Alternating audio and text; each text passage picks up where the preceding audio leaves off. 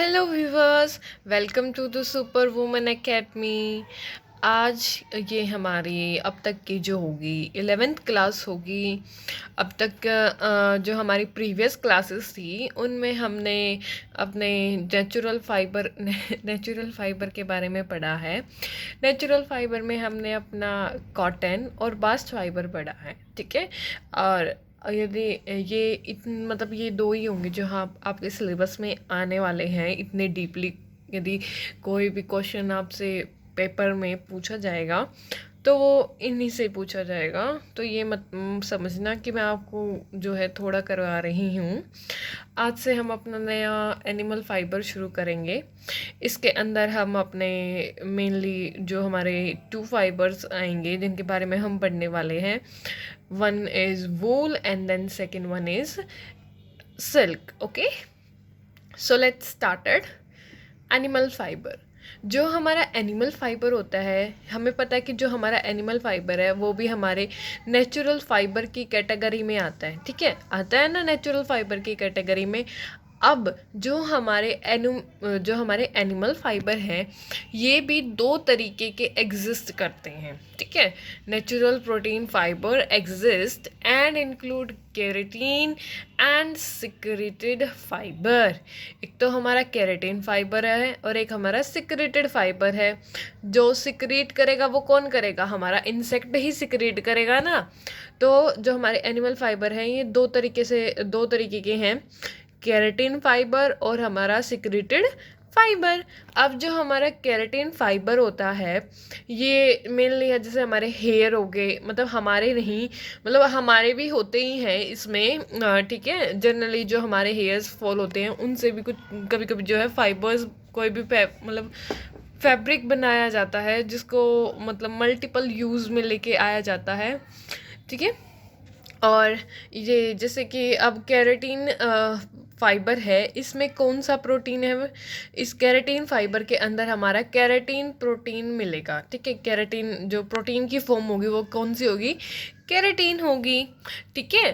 और ये हमारे जनरली क्या होते हैं? हेयर, फर, ठीक है। और जो हमारा सिक्रेटेड फाइबर्स होंगे जिनको इंसेक्ट सिक्रीट करते हैं और फिर हमें जो वो फाइबर मिलता है वो हमारा सिक्रेटेड फाइबर होता है। जैसे कि हमारा फिब्रोइन प्रोटीन, मतलब कि सिक्रेटेड फाइबर होगा जो हमें इंसेक्ट देते हैं, जैसे हमारा सिल्क होगा। और जो हमारा ये सिल्क है इसमें कौन सा प्रोटीन होता है? फिब्रोइन प्रोटीन। देखो हमने अपनी प्रीवियस क्लासेस में ये पढ़ा था कि जो एनिमल फाइबर्स होते हैं जो उनकी केमिकल कॉम्पोजिशन है वो प्रोटीन है, ठीक है। यही पढ़ा था ना हमने। अब भाई जो एनिमल फाइबर है उसकी जो केमिकल कॉम्पोजिशन है वो क्या है? वो प्रोटीन है, ठीक है। अब हम दो तरीके के देख रहे हैं जो हमारे एनिमल फाइबर है वो कौन कौन से है। एक तो हमारा जो हेयर और फर वाला फाइबर होता है जो हमें डायरेक्टली अपने एनिमल के स्किन की ऊपर वाली जो स्किन है, हाँ ठीक है, स्किन है उससे मिल रहा है। और एक हमारा सिक्रेटेड है जो हमारा इंसेक्ट है उसको सिक्रीट कर रहा है तब हमें फाइबर मिल रहा है। अब इनमें अलग अलग प्रोटीन तो मिलेगा। अब जो हेयर और फर वाला है उसमें हमारा कौन सा प्रोटीन है भाई? Keratin protein. और हमारा जो सिक्रेटेड फाइबर है उसके अंदर कौन सा प्रोटीन है? फिब्रोइन प्रोटीन, ठीक है।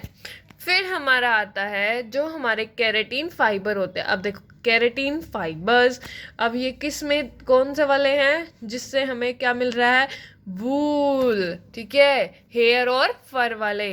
The keratin fibre are protein highly cross linked by disulfide bond from cysteine residue in the protein chain। देखो जो हमारा वूल होता है, वूल फाइबर का जो स्ट्रक्चर होता है वो इस टाइप का होता है, ठीक है।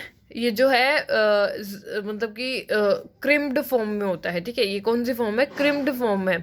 अब इसमें जो हमारी ये एक लेयर होती है, देखो जूम थोड़ा हो जाए तो, यस, ये जो हमारी हमारा ये है ये लेयर, यहाँ पर हमारी डाइसल्फाइड बॉन्ड होगी, यहाँ पर हमारी डाइसल्फाइड बॉन्ड होगी, मतलब सल्फाइड बॉन्ड, यहाँ पर वो एक दूसरे से क्या है, बॉन्ड बना रहा होगा, ठीक है। नीचे वाला नीचे से और ऊपर वाला ऊपर से। ये गलत हो रहा है थोड़ा थोड़ा, ठीक है।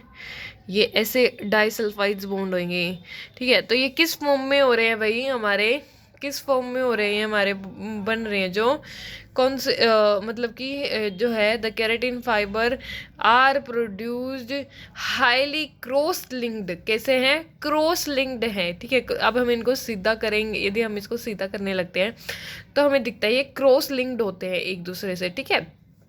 Cross linked by disulphide bonds from sustained residue in the protein chain। अब ये चेन तो है ही, ठीक है। Whereas secreted fibres tend to have no cross links and a more limited array of less complex amino acids. अब जो हमारा सिल्क होता है उसमें ये जो हमारी कौन सी फॉर्म में होता है, बीटा हेलिकल शीट। कैसी, बीटा हेलिकल शीट, ये इस फॉर्म में है ना, ये आपको ऐसे ऐसे दिख रहा है, तो ये बीटा हेलिकल शीट में होता है। इस ऐसे होता है हमारे सिल्क का जो मतलब कि उसकी जो हम उसको जूम करके देखेंगे, उसका स्ट्रक्चर देखेंगे तो वो इस फॉर्म में आपको दिखाई देगा, ठीक है।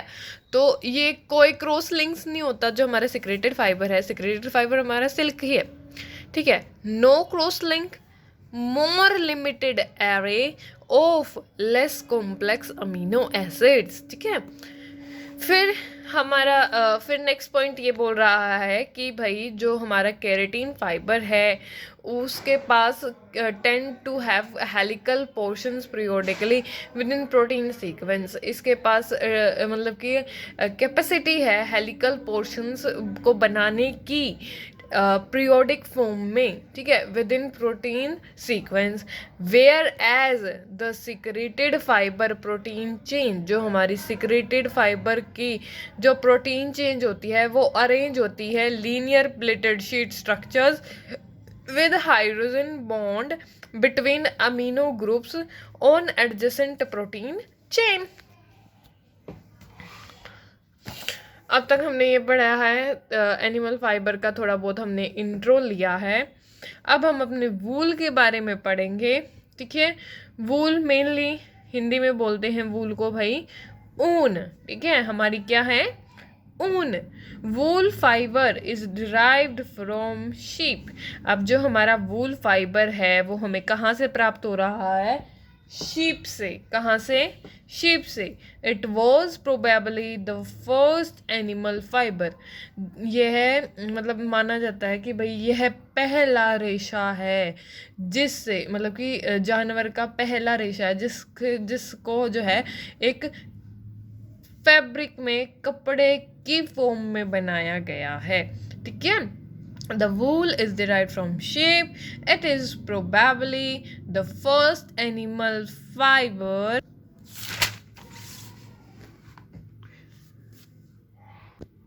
to be made into cloth, ठीक है। एक फैब्रिक क्लॉथ कपड़े की फॉर्म में जिसको बनाया गया है, पहला एनिमल फाइबर है, ठीक है। फिर नेक्स्ट टॉप पॉइंट आता है कि नेक्स्ट टॉप पॉइंट में क्या है, वूल इज अ प्रोटीन फाइबर। जो वूल है वो हमारा सबसे सस्ता प्रोटीन फाइबर है जो कि केराटिन से बना हुआ है। इट इज़ अ नेचुरल, यह प्राकृतिक है, और highly crimped protein hair are derived from different breeds of ships. मतलब कि अब हमारी जो शीप्स की डिफरेंट प्रजाति ब्रीड्स होती हैं उनसे अलग अलग तरीके का हमें जो है वूल मिलता है, और ये हाईली क्रिम्ड प्रोटीन हेयर होते हैं। मतलब कि समेटे हुए, क्रिम्ड ऐसे ऐसे ऐसे ऐसे हाईली क्रिम्ड होते हैं, हाईली क्रिम्ड होता है। और इन प्रोटीन के तो बने ही हुए हैं, मतलब बने ही होते हैं। Highly crimped protein hair are derived from different breed of sheep, ठीक है। फिर ये बोल रहे हैं कि भाई जो हमारी वूल होती है वो बहुत सॉफ्ट होती है, कर्ल होती है, डेंस हेयर होते हैं, ऑब्टेन फ्रॉम शीप, जब शीप से हम वो फाइबर प्राप्त कर रहे हैं तो वो सॉफ्ट भी होता है, कर्ल होता है, डेंस हेयर होते हैं, ठीक है। जैसे कि गोट और अल्पेका से लेते हैं, लाइक गोट एंड अल्पेका।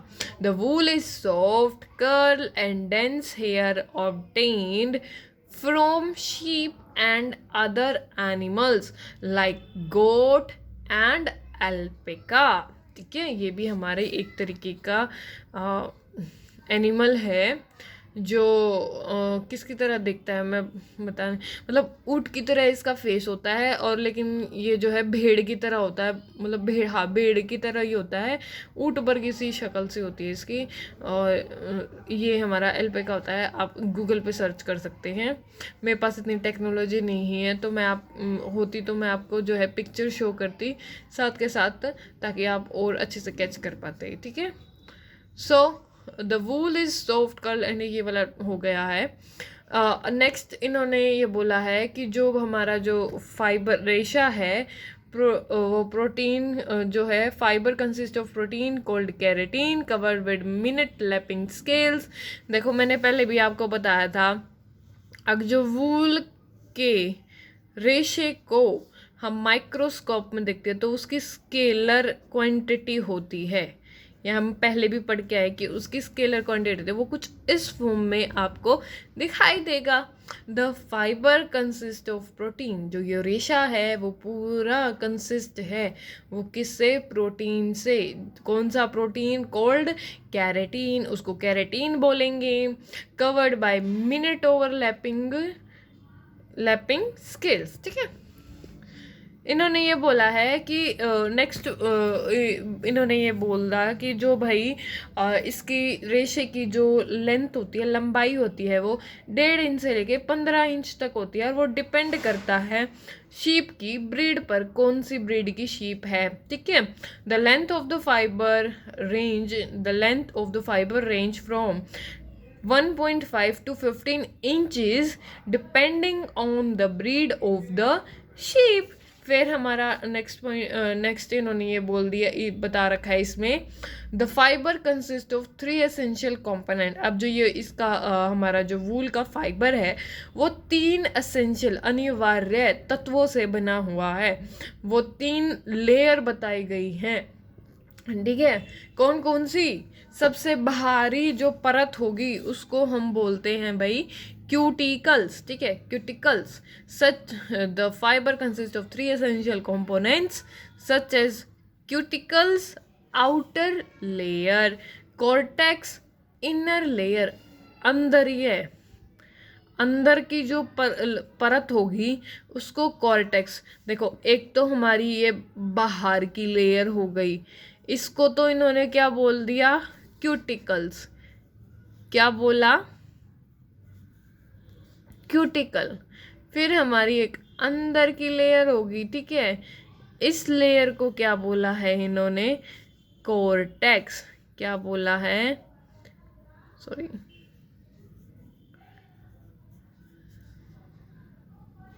भाई साहब, कॉर्टेक्स, ठीक है। और जो ये हमारा अंदर वाला जो है मिडल लेयर हो गई, मिडल पार्ट हो गया, इसको क्या बोल रहे हैं भाई हम, मेड्यूला। क्या बोल रहे हैं, मेड्यूला, ठीक है। 3 एसेंशियल कंपोनेंट हो गए, 3 अनिवार्य तत्व हो गए हैं। वो है हमारे क्यूटिकल, बाहरी परत को हम क्यूटिकल बोल रहे हैं, अंदर वाली परत को, जो सबसे अंदर वाली परत है उसको हम कॉर्टेक्स बोल रहे हैं, और जो हमारी मिडल लेयर होगी उसको हम मेड्यूला बोल रहे हैं, ठीक है। फिर अब हम करेंगे अब टाइप्स ऑफ वूल के बारे में, on the classification of fleece, मतलब ऊन की क्लासिफिकेशन पे हम जो है अपनी वूल की टाइप्स बताएंगे, ठीक है। तो सबसे पहले आती है हमारी लैम्ब वूल। अब जो हमारी लैम्ब वूल कौन सी होती है भाई, जो लैम्ब होता है ना, लैम्ब के 6 से 8 महीने के बच्चे से जो वूल निकाली जाती है वो हमारी लैम्ब वूल कहलाती है, और ये बहुत ही ज़्यादा सॉफ्ट होती है और स्मूथ होती है, और इसको जो है बच्चों के कपड़ों में इस्तेमाल किया जाता है। Lamb wool shown from the body of lamb when it is 6 to 8 month old. The wool is smooth and soft, mainly used in child's clothing. ठीक है, लैम्ब वूल का पता लग गया। लैम्ब वूल क्या है भाई? 6 से 8 महीने का जो लैम्ब का बच्चा होता है उससे जो वूल निकाली जाती है। देखो, 6 से 8 महीने के लैम्ब के बच्चे से जो है वूल निकाली जा रही है, तो इसका मतलब वो जो वूल होगी वो उस बच्चे की पहली फाइबर्स होंगे उस बच्चे के, वो पहले होंगे तो वो बहुत ही ज़्यादा सॉफ्ट होंगे और स्मूथ होंगे ना। तो इसलिए जो ये वाली वूल जो तैयार होती है, बन के तैयार होती है, ये बहुत ज़्यादा स्मूथ और सॉफ्ट होती है, और स्मूथ और सॉफ्ट होने के कारण हम इसको बच्चों के कपड़ों में इस्तेमाल करते हैं, क्योंकि हम बच्चों की जो स्किन होती है वो बहुत ही सॉफ्ट होती है, तो हम उसमें जो है कोई हार्ड चीज़ को इस्तेमाल नहीं कर सकते ना।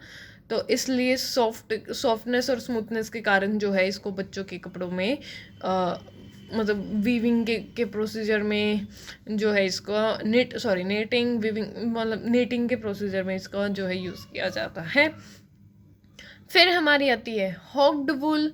हॉक्ड वूल क्या होती है भाई? जो हमारी शीप होती है, बकरी होती है, 12 से 14 महीने की जो बकरी होती है उससे जो वूल ले रहे हैं वो हमारी हॉक्ड वूल कहलाती है, और जो इसकी स्ट्रेंथ होती है वो थोड़ी क्वाइट गुड होती है। ठीक है, मतलब ठीक ठीक होती है, इसकी जो स्ट्रेंथ है वो अच्छी होती है, क्योंकि वो 12 से 14 महीने का बकरी हो चुकी है, तो उसकी जो स्ट्रेंथ होगी वो थोड़ी ठीक होगी। अब जो हमारी लैम्ब वूल होगी इसकी जो स्ट्रेंथ होगी वो बहुत कम होगी एज कंपैरिजन टू हॉक्ड वूल। ठीक है, हॉक्ड वूल। फिर हमारी आती है वेदर वूल। कौन सी? वेदर वूल।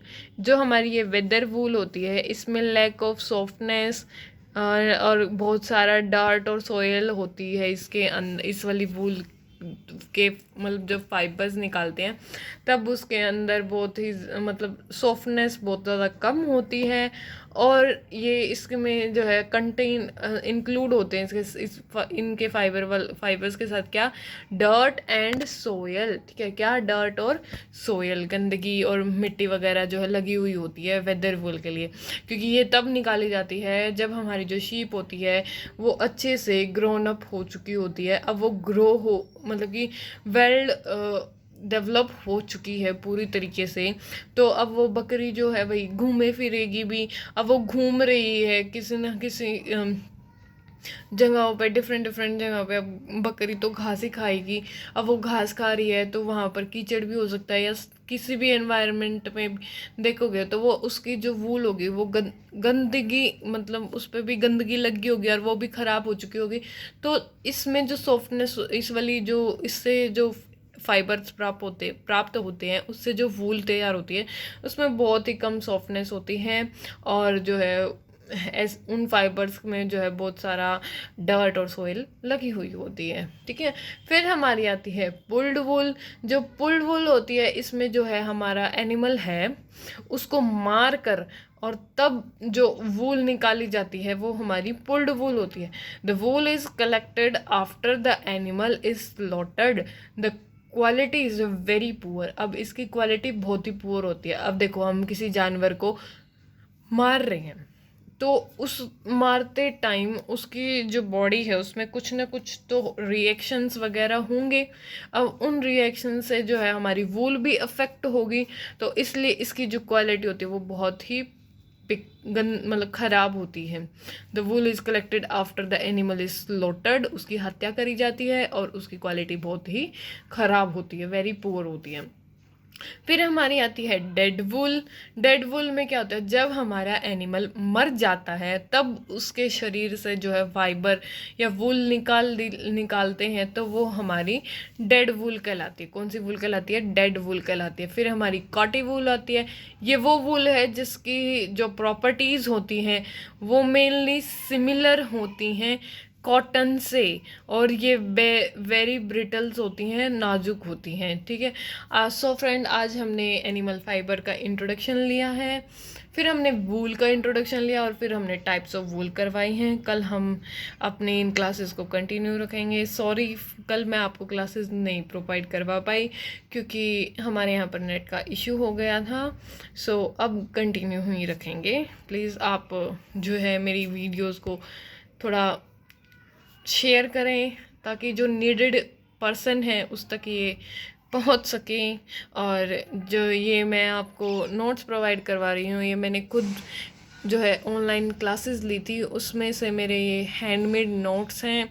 और मुझे पता है कि जो कोर्सेज़ होते हैं वो बहुत ही ज़्यादा एक्सपेंसिव होते हैं और हर कोई प्रोवाइड नहीं कर सकता, इसलिए मैं आपको फ्री क्लासेस प्रोवाइड करवा रही हूँ।